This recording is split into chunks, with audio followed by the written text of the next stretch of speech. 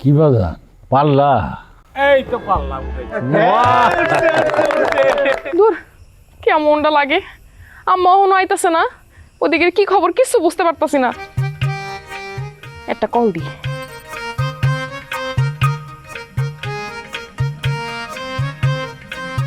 আম্মা ওদিকে কি খবর? কি খালি আড্ডু কইতাছে আর বাইর করতেছে, নাগাল পায় না? আচ্ছা তুমি এক কাজ করতে কও, ওইটা জাকি দিতে কও, নিচে মনে হয় জটলা পেকে গেছে।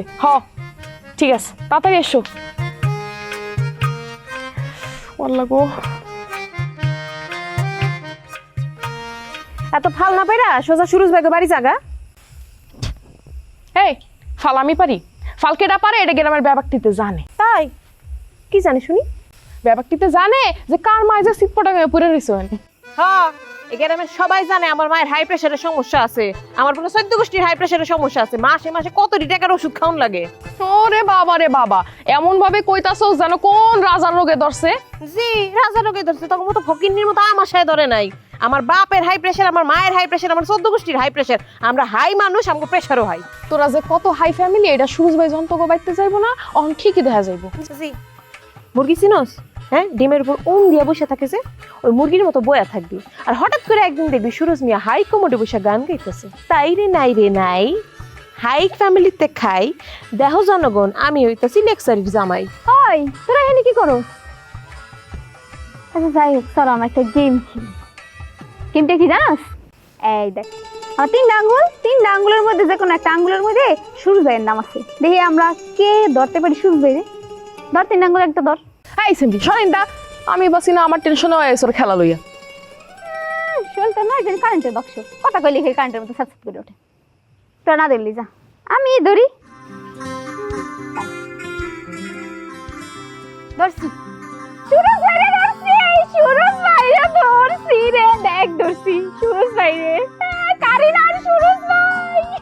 কি বাজান পারলা? এই তো পারলাম।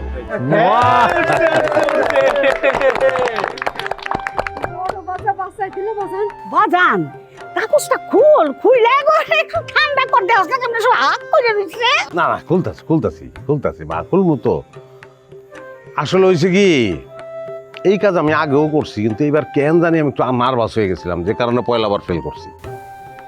ও তাহলে এই কাহিনী। মানে দুবাইতে শেখে গই লটারি, এটা তো আসলে আমিই তুলতাম। হ্যাঁ, তো সেই সব অনুষ্ঠান তো কোটি কোটি কোটি কোটি টাকার মামলা, আলোর ঝলকানি। হ্যাঁ কাগজটাকে খুলবো, নামটা কও। চাচা খুলবো তো, গল্পটা কইতেছি শুনেন না। কোন দাদা আপনি কোন, শুনতে কিন্তু ভালোই লাগতেছে। বিশাল স্টেজ, লোকে লোকারণ্য, লাল নীল নানান রঙের বাতি, মিউজিক হইতেছে, শেখেরা একে একে আইসা সিংহাসন গ্রহণ করলো, তারপরে আমার খুঁজতে শুরু করতো। কারণ তারা বিশ্বাস করতো যে আমি এরকম সৌভাগ্যের প্রতীক, আমি যেটা হাত দেই সেটা সোনা ফলে। মাশাআল্লাহ আল্লাহই জানে আজকে তোমার হাত দিয়ে কার ভাগ্য খোলে।